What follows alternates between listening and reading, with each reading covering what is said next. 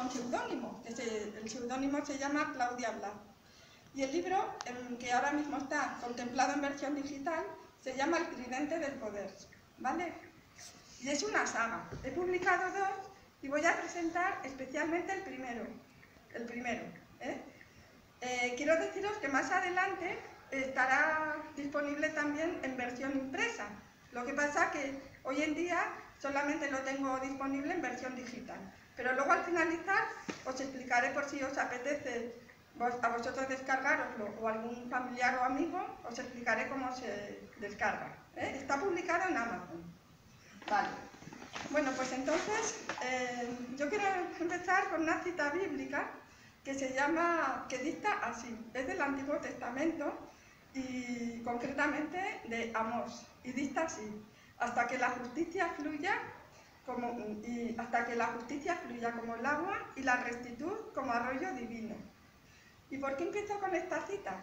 Porque esta cita, si habéis visitado alguna vez Montgomery, la capital del estado de Alabama, esta cita está en una mesa redonda, está pulida en granito negro y está en Montgomery, la capital del estado de Alabama. Entonces, está realizada por la artista de origen oriental, Maya Lin, que es más conocida, la verdad, porque ganó un proyecto para construir el monumento en conmemoración a los veteranos de Vietnam en Washington. Entonces, esa artista construyó esa mesa que os digo, donde se refleja esa cita, porque en esa mesa, en ese monumento, que en el fondo es de conmemoración a los derechos humanos, pues están 40 nombres de mártires que murieron precisamente por la defensa de los derechos humanos. Entonces, en ese sentido, cobra importancia la capital de Alabama por dos motivos en la obra. Porque toda la acción se inicia ahí, en Montgomery, capital del estado de Alabama. Todo comienza ahí. Y aunque luego se irá expandiendo a otros estados y al final va a ser un problema que afecte al mundo entero y a las relaciones internacionales entre los países. Entonces, no solamente porque está ahí ese monumento, sino por la frase que os he indicado al principio, que está grabada en ese monumento. Esa frase es muy representativa de la trama central del libro, porque significa la lucha entre el bien y el mal, la lucha entre la justicia y la injusticia. Entonces, la injusticia y el mal está representado por un personaje protagonista que se llama Richard. Richard es un ser de origen extraterrestre dotado de poderes sobrenaturales que procede del planeta Petrón. Petrón es un planeta imaginario, no existe, ¿vale? Petrón no existe. A lo mejor en el futuro sí, pero hoy en día no. Entonces, la verdad que y Richard lo que hace es que tiene una ideación maquiavélica y perversa respecto a la Tierra y sus habitantes, porque lo que quiere es destruirla, aniquilarla. Richard estará seguido de un séquito y todos están dotados de poderes sobrenaturales. El que posee Richard es el poder de transformar el tiempo climático, el poder de extender un frío incompatible con la vida, un frío tan gélido que el aire hasta se torna casi irrespirable, porque sabéis, de hecho, que en condiciones extremas, las mucosas, por ejemplo, del organismo no están preparadas para calentar el aire que respiramos normalmente, para separar los virus y que no pasen a las vías respiratorias, ¿no? Pues en una situación de climatológica extrema, el organismo pierde su capacidad termorreguladora y su capacidad de defenderse. Es más, exploradores, científicos que han estado expuestos a temperaturas extremas, dicen que al respirar un aire tan gélido notan como una sensación de quemazón en los pulmones. O sea que llega un momento que las temperaturas tan gélidas son incompatibles con la vida, la verdad. Entonces, bueno, Richard extiende el frío, ¿no?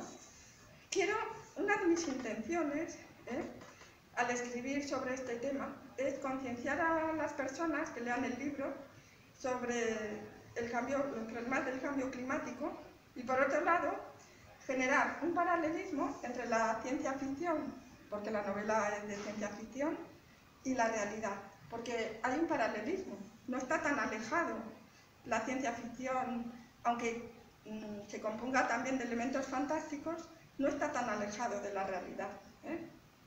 Entonces, el cambio climático, pues porque, bueno, quizás estamos cansados de escuchar en los medios de transmisión de noticias que el cambio climático es un problema, que cada vez hay más emisiones de dióxido de carbono, y no solo a la atmósfera, sino también a los océanos, que es lo preocupante, porque casi la mitad de estas emanaciones de dióxido de carbono van a parar a superficies líquidas, mares, océanos. Entonces, ¿cuál es el problema? Que, claro, disminuye el pH del agua y aumenta la acidificación, y esto afecta a especies con esqueletos calcáreos como moluscos y crustáceos, por ejemplo, y los corales también. Entonces, esa es una de mis intenciones. Como el CO2. ¿Sí? Como el CO2 como el CO2 en estado gaseoso. ¿Perdón? ¿Cómo el CO2 en estado gaseoso se incorpora al agua? ¿Qué cómo? El CO2 en estado gaseoso se incorpora al agua. Está comprobado científicamente. Sabes que se pierde, el pH disminuye con el dióxido de carbono. Pero será a través de otros componentes, no del CO2. Vamos, yo te estoy refiriendo, vamos, yo no soy una experta científica, pero sí estoy relacionada con ellos. Entonces, según ellos, los expertos, eso es lo que pasa. Entonces, pero vamos, si queréis, mejor las preguntas al final, porque así seguimos un ritmo uniforme. Bien. Entonces, eso ocurre, por un lado, lo del cambio climático. Por desgracia, en la realidad, la ola de frío gélida se extiende a nivel mundial prácticamente, provocada por Richard, este extraterrestre que os menciono. Pero vamos, veréis que por desgracia no me alejo nada de la realidad, porque hoy en día Estados Unidos está asolada por una ola de frío polar, donde han descendido el termostato a 30 bajo cero, 30 grados bajo cero, ¿no? Entonces, eso por un lado. Y luego, por otro lado, también se establecen en la novela unas alianzas de la humanidad con otro grupo de extraterrestres procedentes de Plutón, que este planeta sí que existe. Está ubicado en Neptuno, ¿no? en la órbita de Neptuno. Y es pequeñito, la verdad. Entonces, Jack es el líder de la legión de extraterrestres que proceden de Plutón y también están dotados de poderes sobrenaturales. Por ejemplo, Jack tiene el poder de la telepatía. Por tanto, tiene el poder de leer el pensamiento a otras personas o a otros seres a través de la distancia. Y es lo que ocurre con Richard, que Jack es capaz de interceptar los pensamientos y las intenciones destructivas de Richard, entonces forma su propia brigada y se dirige a la Tierra para ayudar a la humanidad a combatir los estragos que pueda causar Richard y su séquito. Entonces, el tridente del poder precisamente es la brigada de Jack y su grupo, y en alianza con los humanos. Entonces, se llama la brigada el tridente del poder porque el tridente fue un arma de combate utilizada por los antiguos gladiadores en los circos romanos. Entonces, para simbolizar esa lucha, esa pugna tan grande.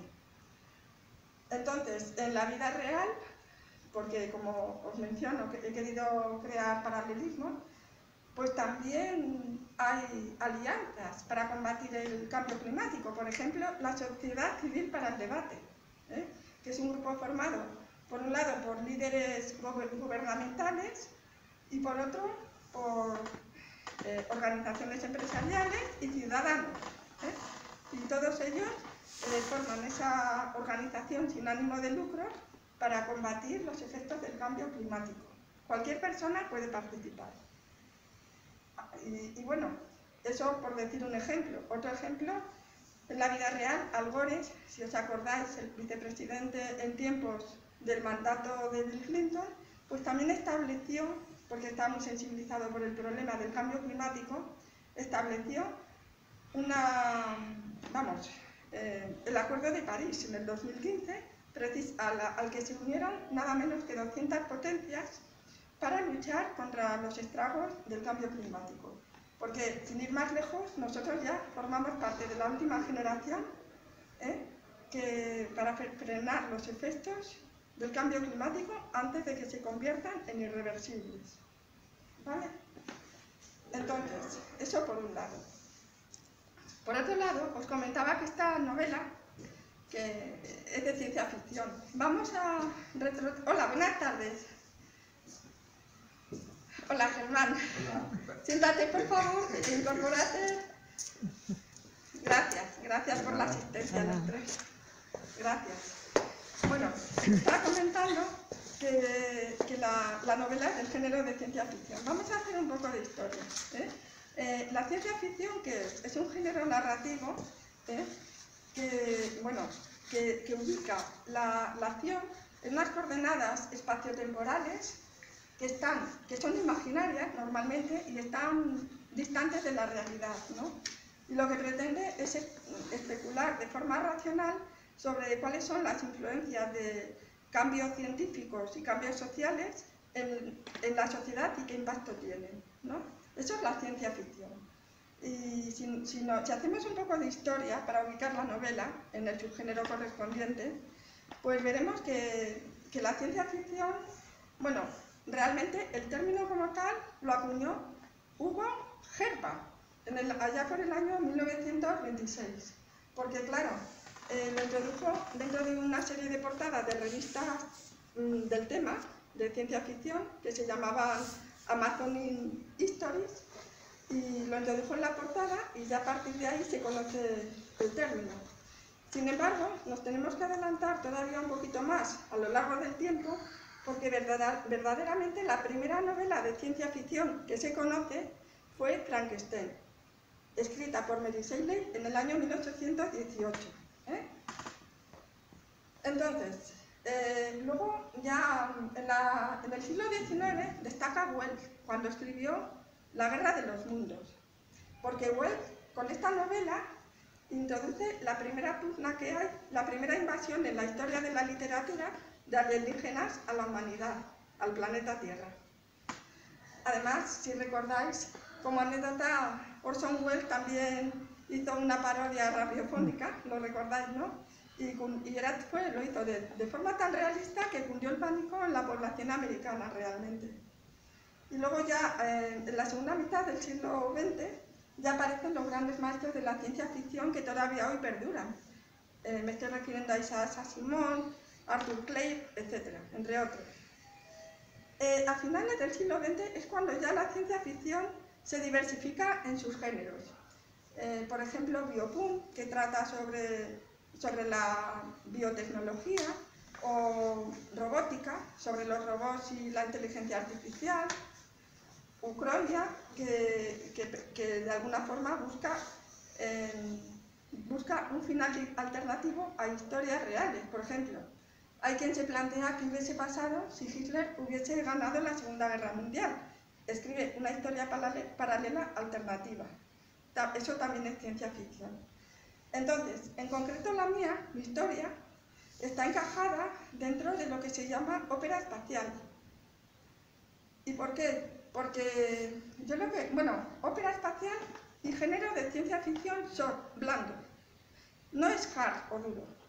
Porque yo lo que pretendo es no dar una descripción exhaustiva de la tecnología. La tecnología puede estar presente en la obra, tanto en el primero y casi más en el segundo volumen. La tecnología, de hecho, está presente y hay que conocerla, ¿no? Pero no me explayo con términos científicos y descriptivos. Entonces, mi intención es centrar la trama en una acción y en un diálogo.